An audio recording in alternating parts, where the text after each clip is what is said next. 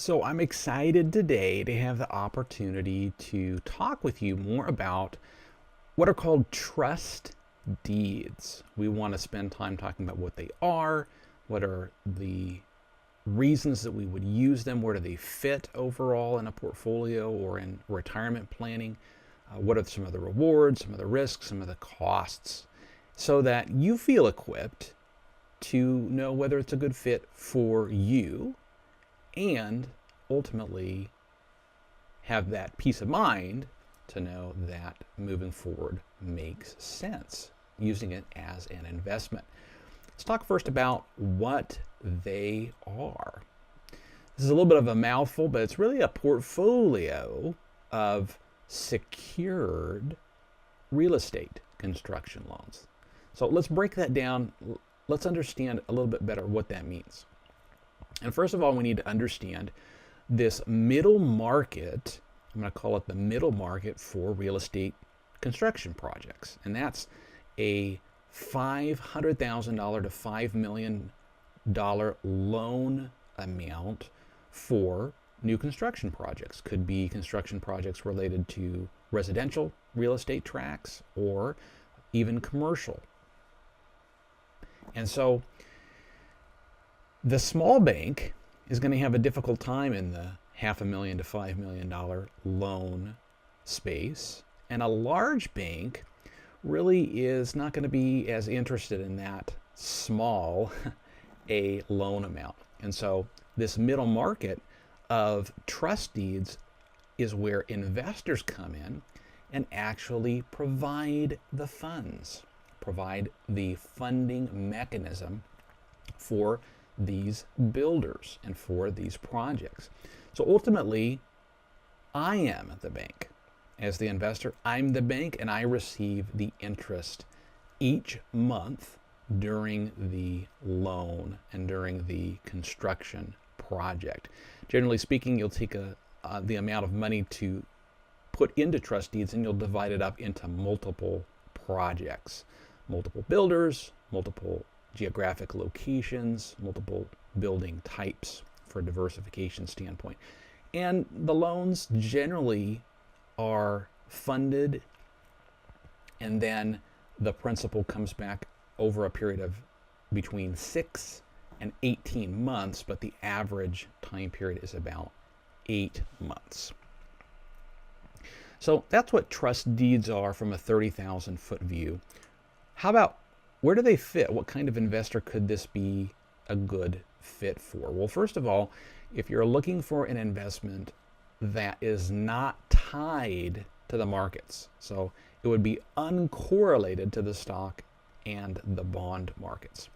It could be used for growth. In other words, we're trying to accumulate money or grow the funds. It also can be used for income needs because in retirement, when I'm in the retirement phase and the distribution phase of life, I need to avoid the sequence of return risk. The fact that as I'm taking money out month by month by month, my portfolio might be going down in value, and that could jeopardize the longevity of my investments. So something that has an income component that's not tied to the markets, that I can get predictable or guaranteed income on a monthly basis, somebody who is needing that or is actually already receiving that and wants something that has even higher income potential or higher yield potential, that could be a good fit for. And in my mind, those that are using non-publicly traded REITs to accumulate money as a non-correlated investment, and those who are using them for predictable monthly income, this could potentially be a good replacement. And you'll see why in a few minutes, why it could make sense to use trust deeds rather than non-publicly traded REITs. Let's talk about the rewards of trust deeds. So the yields are generally going to be higher than equivalent types of alternative investments. So alternative investments such as non-publicly traded REITs generally are yielding between 6, sometimes up to 7% per year.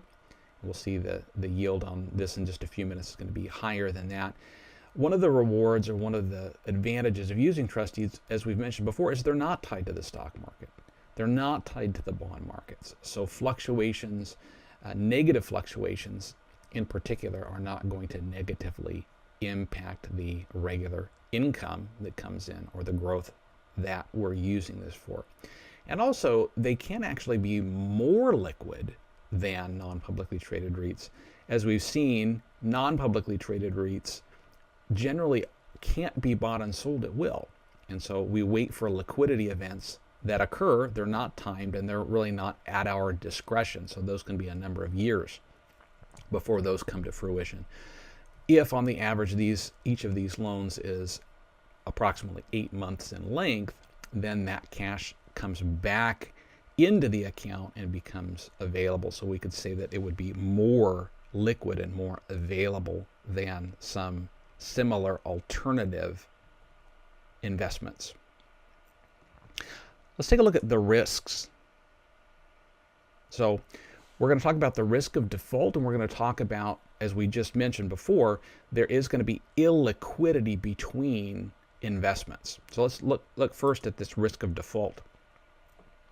Now, what does the company that manages the trust deeds, the implementation of the trust deeds, do in order to mitigate the risk of default? Well, this company, which we use, Ignite Funding, highly vets each lender coming in, each builder coming in needing money. They need at least a 10-year track record to be able to be considered. And also, one of the most critical pieces is that the loan to value is 70% or lower. And so that means that they have skin in the game. There's at least a 30% equity position in the overall project. And so in a case in which there is a default, you are ultimately, as the investor, first in line. Now, if you're an owner of a stock, you're last in line to get repaid. But if you're on a note, if you're on a construction loan such as this, with a first trust deed, you are first in line, and you can go in, take possession of the property, and actually sell it in order to recoup those funds. Now, it's not certainly you personally that go in and do that, but you have those rights ultimately as the investor to be able to recoup those losses, being first in line in the case of a default. Now, because of the vetting of the companies, the length of time they've been in business, and because of the ability to go in and to sell the property in the event of a default, the default rate is fairly low, about 3%. So 3 per 100 projects or loans. And in the case in which that occurs, the average time during which the investor's money is tied up is about 11 months as opposed to an average of 8 months. And this is, I think, really critical as it relates to determining whether or not the risk is acceptable. To date, no investor investing in trust deeds through Ignite Funding has lost $1 of principal. And that's primarily because in an event of a default, once again at 3% rate of default, the investors are able to recover their losses because the loan to value is 70% or less, meaning that once the property is sold, it's very easy to be able to recover the investor's principal. In fact, on average, in an event of a default, the investor gets back 105% of the original money put in. So there is investor recourse in the event of a default. So it's helpful to understand that there is a risk of default, which is small, but what the investor recourse is. And also keep in mind that in between investments, you'll have a portfolio of investments. So there could be 3, 4, 5, 6, 7 investments that you are in at a time.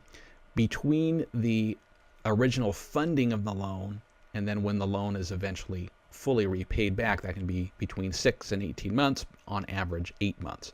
So the money is illiquid, unavailable during that particular time period. So that's a little bit regarding the risks and the trade-offs. Let's take a look at the costs involved in investing in trust deeds. And in order to break down the costs, we need to understand how custodial costs might impact an account.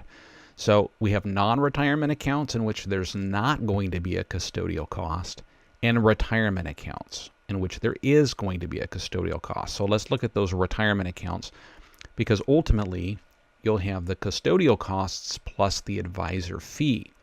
So you'll have an advisor fee, which is approximately 1%, and the custodial costs. So that's going to depend on where it's set up as the custodian and how much the account size ultimately is. And so the advisor fee and the custodial costs will come out of the gross yield and ultimately give us a net yield. So the net yield for our retirement account is going to be approximately 8.5% per year. Keep in mind that it's paid out on a monthly basis. So similar types of alternative investments, such as non-publicly traded REITs, might average about 6.25% yield right now. So the difference between an 8.5% and a 6.25% yield is the trust deed is providing 36% higher yield than similar types of alternative investments. And it's providing some higher level of liquidity and availability of those funds every, on average, 8 months. If you're investing in a non-retirement account, you'll avoid the custodial costs. So in other words, you'll just have the 1% advisor fee, which will bring net yields each year of about 9% per year. So once again, as a comparison to similar types of alternative investments of maybe 6.25%, that's going to be a 44% higher yield than traditional alternative investments, with a little bit more liquidity as well. So that gives a good introduction to trust deeds, what they are, where they can fit into your overall portfolio, or where they may be able to replace something that's in your current portfolio, the rewards that we can get, and what the risks are to use them, but also how those risks have in the past been mitigated in order to preserve the principal that's used to invest. And ultimately, what are the costs per year that drive the net yield that we actually get through the use of trust deeds.